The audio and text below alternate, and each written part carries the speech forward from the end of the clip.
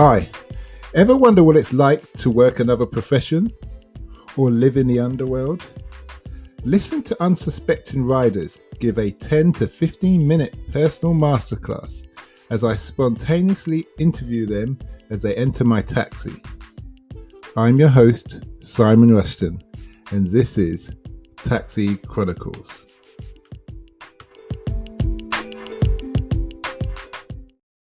Morning. Yes, we're back. Another story, another rider, another episode. Today we have a guy in the car.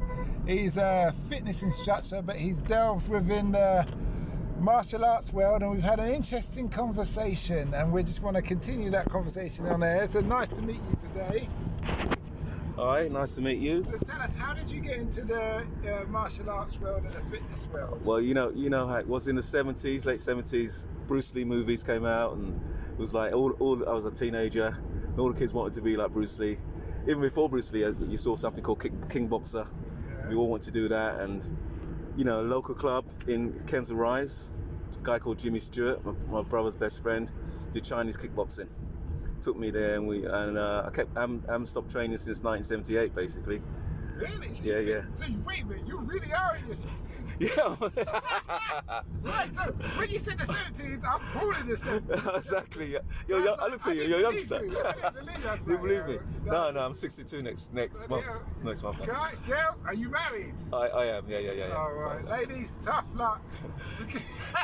You got a guy who looks like he's in his 40s. Yeah. He's super fit, must be super fit. Well, I do my best. It's getting harder, but you got to train smart, as they say, train smart. Yeah. And it's all about the rest as well. Oh my God, the rest. Stretching, your nutrition. Yeah. You don't want to go over, you don't want to eat too many chocolate biscuits, I've been training with some guys who are 22. Right. And I'm in my... Oh, you got to go around here. That's one. So, and I'm in my mid-40s, so they're twice my age. Yeah. I'm twice their age. Yeah. And it's interesting trying to keep up with people. Yeah. What are you training? What is it? Martial arts or weights? Or no, we're just doing cardiovascular. So obviously, because the gyms are shut now. Oh, cool, so right. we're going running in the park, doing pull-ups. Oh, wow. And, okay. Sled work, all body weight stuff. Yeah. That pull-up bar, man. Yeah. One of my clients, I've got him to do from couldn't do one pull-up since lockdown. Now he's up to 7 full ones. That's good. I mean, that pull-up bar it's low tech exercise, but boy, it's a leveler, isn't it? Yeah, and it does the core stability, gives you some flexibility. Everything. As well. Everything. Yeah, it's a big thing in the military, pull-ups. Right. The highest amount of pull-ups I've done is 18. Wow. Yeah. Considering I'm 18 stone. Bloody hell. 8.5 now, so that was wow. was interesting. But it used to be like you get walking down the corridor, and one time the Regimental Sergeant Major just said, "Rusty, get in here. This army guy says he can do more pull-ups than you." Oh, and I was like, what have I said? Yeah. He said, "Go on, get up there. Oh, Don't stop till I say." You got like 5 officers watching me. Wow. I'm the lowest point. Wow. Come there, doing the pull-ups, just trying to bang them out. So you're always going to be ready. Yeah. So back to you. So you're into what's your most preferred martial arts, and what have you learned doing martial arts that you wish you knew? Well, you know what? To be honest, I wish I'd got into the grappling aspects earlier in my martial arts career. I only started the grappling thing like 2008. I touched on it, and by then, I'm thinking, oh my God, I'm in my 50s then. So I'm thinking it's hard work, because you're used to striking. You can take a bit of a breather, but when you're grappling, it's another level. It's something else. And I was getting pretty good at it. I've got a silver in the British Championships. Okay. As a novice on the novice rank level, but then I damaged my elbow. Had to have it operated on, and I never got back to it. But there's a guy in Milton Keynes called Ebby Ganza, who has a CrossFit club, and he's also a multi-black belt in Jiu-Jitsu with under Braulio Estima. And Ebby taught me the little that I know of Brazilian Jiu-Jitsu. So that's something I wish I'd got into a bit earlier. But to be honest, I teach a lot of Tai Chi over the last 15 years I've been studying Tai Chi.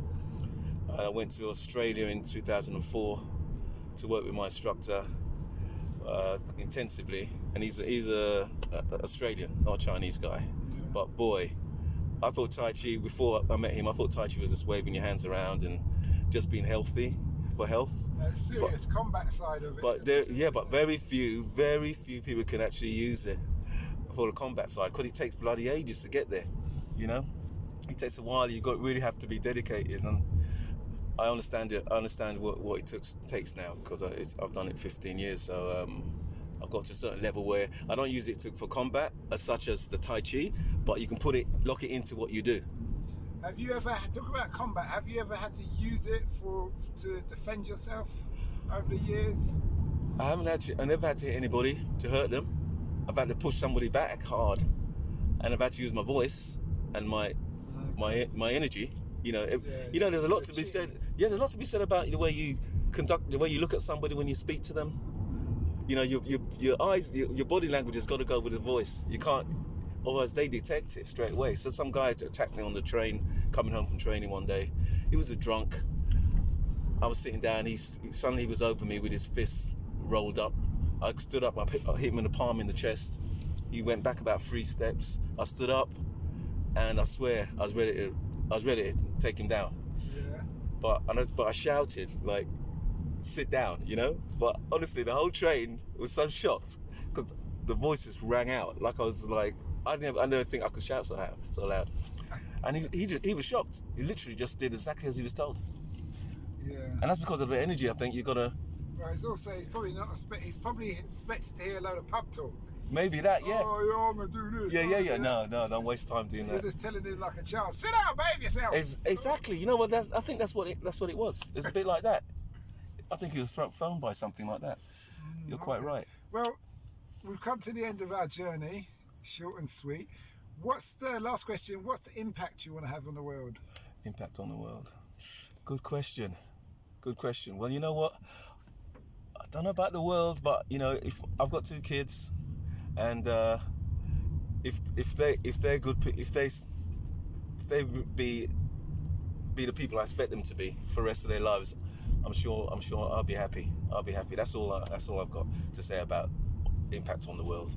I've got thousands of students. I've taught thousands of students, and they you can pull over here on the left, please.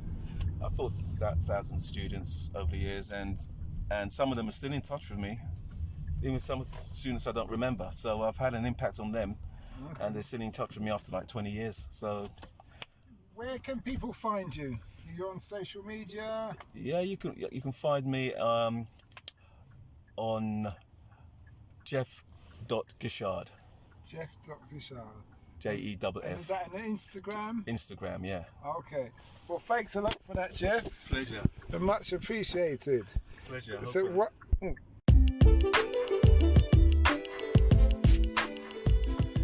We hope you liked that interview. Don't forget to like, share and subscribe to get the latest daily episode. Ever considered investing in the continent with the fastest growing economy and population on Earth? The same continent that holds 30% of the world's known natural resources? Then listen to our sister podcast, Africa Investor Stories, where you will hear real investors with real stories from around the world share their experience of investing in Africa. We post Monday and Thursday at 10 a.m.